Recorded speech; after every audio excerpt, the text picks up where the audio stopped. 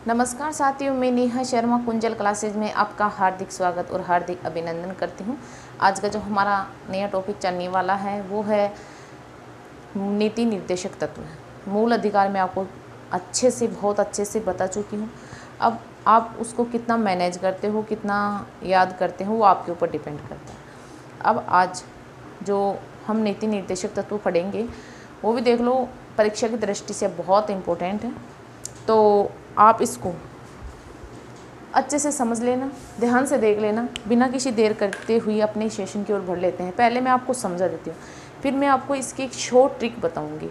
Short trick ऐसे बताऊँगी कि आपको ज़्यादा रटने की ज़रूरत नहीं। बस शॉर्ट तरीका इतना शानदार है मेरे पास, लेकिन ये आप 2 स्लाइड फटाफट देख लीजिए, फिर मैं आपको वो शॉर्ट तरीका बताती हूँ। नीति निर्देशक तत्व। सबसे पहले ये भाग 4 में इनका वर्णन है।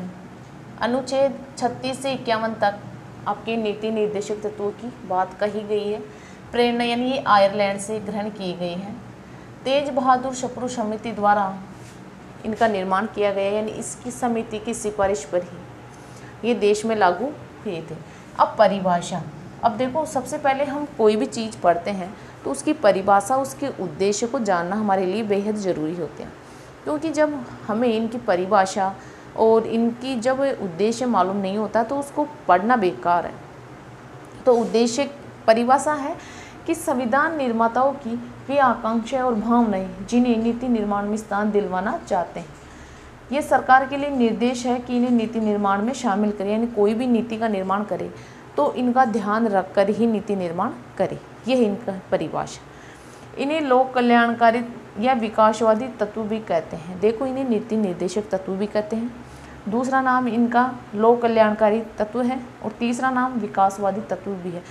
कभी कभी आपसे कोई ये क्वेश्चन पूछ ले कि विकासवादी तत्व कितने अनुच्छेद से कितने अनुच्छेदों तक है, तो आप कंफ्यूज मत होना, क्योंकि ये नीति निर्देशक तत्वों का ही दूसरा नाम। कोई पूछ ले कि लोक कल्याणकारी तत्वों का कौन से भाग में उल्लेख है, तो आप कंफ्यूज मत होना। क्लियर। फिर है इनका उद्देश्य क्या है। इनका उद्देश्य सामाजिक और आर्थिक कल्याणकारी राज्य की स्थापना करना, यानी जो राज्य में समाज में कल्याणकारी और सामाजिक और आर्थिक कल्याणकारी राज्य की स्थापना करना ही नीति निर्देशक तत्वों का उद्देश्य है। अब देखो, अनुच्छेद 36 में क्या है। अनुच्छेद 36 इसमें क्या कहा गया है। इसमें नीति निर्देशक तत्वों को परिभाषित किया गया है, यानी नीति निर्देशक तत्वों को परिभाषित किया गया। अनुच्छेद 37 इसमें राज्य का कर्तव्य है कि कानून निर्माण करते समय इन तत्वों को शामिल किया जाए और इन तत्वों को न्यायालय द्वारा लागू नहीं करवाया जा सकता है ना। कोई भी कानून निर्माण करे तो इन तत्वों का ध्यान रखा जाए, इनको शामिल किया जाए, लेकिन अगर कुछ मिस्टेक होती है तो न्यायालय इन्हें लागू नहीं करवा सकता है। क्लियर। फिर अनुच्छेद 38 राज्य लोक कल्याण की अभिवृद्धि हेतु सामाजिक व्यवस्था बनाएगा, यानी लोक कल्याण की अभिवृद्धि हेतु राज्य क्या करेगा, सामाजिक व्यवस्था बनाएगा। इनमें कोई ज़्यादा दिक्कत नहीं है, इनको बस ऐसे कि ऐसे ही आपको याद करना है। अनुच्छेद 36 में क्या है, 37 में क्या है, 38 में क्या है ना। ये तो एक पूरी डिटेल है। मैं आपको शॉर्ट ट्रिक भी बताऊंगी, पहले ये बता दूं मैं आपको, फिर आपको शॉर्ट ट्रिक बताऊंगी। बस आपको शॉर्ट ट्रिक ही याद करनी है, इनको तो बस एक बार देख लेना आप। शॉर्ट ट्रिक इतनी शानदार, इतनी मस्त है, आप कभी भी नहीं भूल पाओगे और ना कभी आपका क्वेश्चन गलत जाएगा। क्लियर। फिर अनुच्छेद 39 इसमें है समान कार्य के लिए समान वेतन, सभी को समान अवसर। और 42वें संविधान संशोधन द्वारा 1 लाख से कम आय वाले परिवारों को निःशुल्क विधिक सहायता प्रदान करना। इसमें है कि सभी व्यक्तियों को समान कार्य के लिए समान वेतन दिया जाए। जैसे कोई 3rd ग्रेड टीचर है ना, चाहे उसकी ड्यूटी अजमेर में हो, चाहे भारा में हो, चाहे बांसवाड़ा में, उसको समान वेतन ही मिलना चाहिए। ये नहीं कि अजमेर वाले को अलग वेतन मिल रहा है, जयपुर वाले को अलग वेतन मिल रहा है, और या फिर समान, जैसे नरेगा में जो समान वेतन है 100 रुपये, 200 रुपये, 150 रुपये, तो वो वेतन सभी जगह समान है। क्लियर। फिर है अनुच्छेद 40 ग्रामीण स्थानीय स्वशासन, यानी ग्राम पंचायत के प्रावधान है। इसमें ग्राम पंचायत के प्रावधानों की बात कही गई है। यहाँ तक आपको कोई दिक्कत हो तो मुझे ज़रूर बताना, और आपको ऐसे के ऐसे याद करनी है। क्लियर। इसका स्क्रीनशॉट ले लीजिए।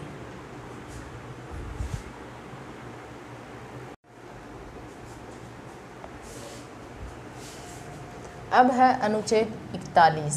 इसमें है कुछ दशाओं में काम, शिक्षा व लोक सहायता पाने का अधिकार, जैसे मनरेगा, अंगहीनों दशा में तथा वृद्धावस्था में सार्वजनिक पेंशन प्राप्त करना। इसमें है कि कुछ यानी कुछ दशाएं हो निश्चित की गई है, उसमें हम काम भी प्राप्त कर सकते हो, शिक्षा भी प्राप्त कर सकते हो और लोक सहायता पाने का अधिकार भी आपको दिया गया है।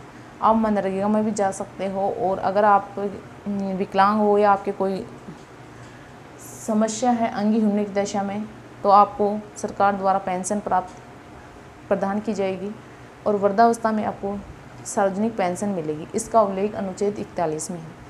अनुच्छेद 42 में यानी काम की न्यायोचित व मानवोचित दशाएं, प्रसूति सहायता के उपबंध, प्रसूता महिलाओं को 6 माह का सवैतनिक अवकाश, यानी प्रसूता महिलाओं को 6 माह का वेतन सहित अवकाश दिया जाएगा। ये बात आपके अनुच्छेद 42 में। अनुच्छेद 43 में इसमें है कामगारों के लिए न्यूनतम निर्वहन मजदूरी, यानी कोई भी मजदूर है उसके लिए न्यूनतम मजदूरी फिक्स करना। जैसे मनरेगा में आपके मजदूरी करते हैं तो उनके लिए एक वेतन फिक्स करना। ये बात अनुच्छेद 43 में कही गई है। फिर है अनुच्छेद 44। सभी नागरिकों हेतु एक समान सिविल संहिता, यानी सभी नागरिकों के लिए एक समान सिविल संहिता बनाई गई है, यानी सभी व्यक्तियों के लिए एक ही कानून बनेगा। ये नहीं है कि एक व्यक्ति के लिए अलग समान सिविल संहिता बन रही है, दूसरे व्यक्ति के लिए अलग और तीसरे व्यक्ति के लिए, ऐसा नहीं है। यानी सभी व्यक्ति को समान अवसर दिए जाएंगे। ये बात आपके अनुच्छेद 44 में कही गई है। अनुच्छेद 45 में है कि 6 वर्ष तक के बालकों की स्वास्थ्य संबंधी देखभाल, यानी 6 वर्ष तक बालकों की स्वास्थ्य संबंधी देखभाल राज्य सरकार करेगी या केंद्र सरकार करेगी। कैसे करते हैं, जैसे 6 वर्ष तक बच्चे होते हैं तो आंगनबाड़ी में उनको पोषाहार मिलता है, जैसे चावल, खिचड़ी की चावल और आपके उनको दालें वगैरह कई ये चीज़ें मिलती है, वहाँ वो सिस्टम लागू है। तो वो उनकी 6 वर्ष तक के बालकों को उनके स्वास्थ्य के लिए ये पौष्टिक चीज़ें मिलती है। अनुच्छेद 45 में। अनुच्छेद 46 में यह है कि SC, ST, OBC यानी अनुसूचित जाति, जनजाति और आर्थिक पिछड़े वर्गों के लिए शिक्षा और अन्य आर्थिक हितों के प्रावधान ये राज्य सरकार करेगी। अनुच्छेद 47 इसमें है पोषण के स्तर को सुधारना व मादक पदार्थों पर रोक।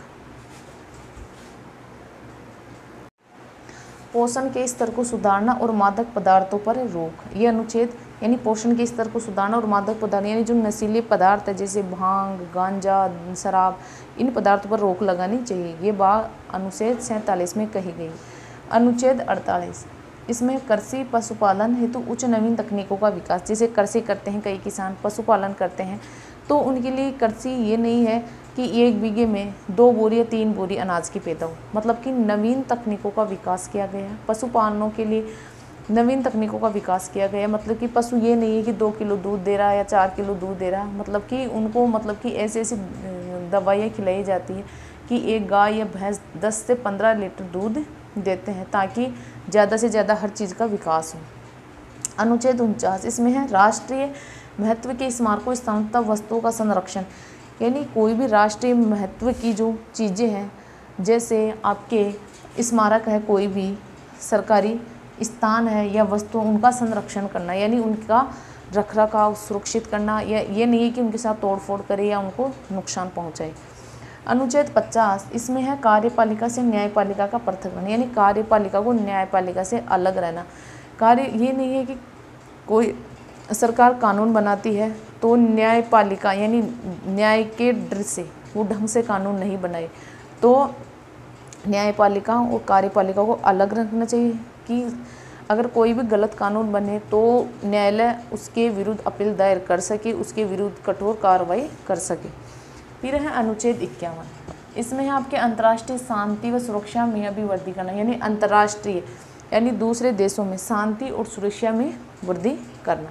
अब ये अनुच्छेद 51 तक आपके कंप्लीट हो गए या आपको अच्छे से समझ में भी आ गए होंगे। अब मैं आपको अगले स्लाइड में शॉर्ट ट्रिक्स बताऊंगी, इनको याद करने की बहुत इजी और शॉर्ट बताऊंगी ताकि आप जल्दी और आसानी से याद करो, आपका टाइम भी वेस्ट ना हो। तो आप इसका स्क्रीनशॉट ले लीजिए।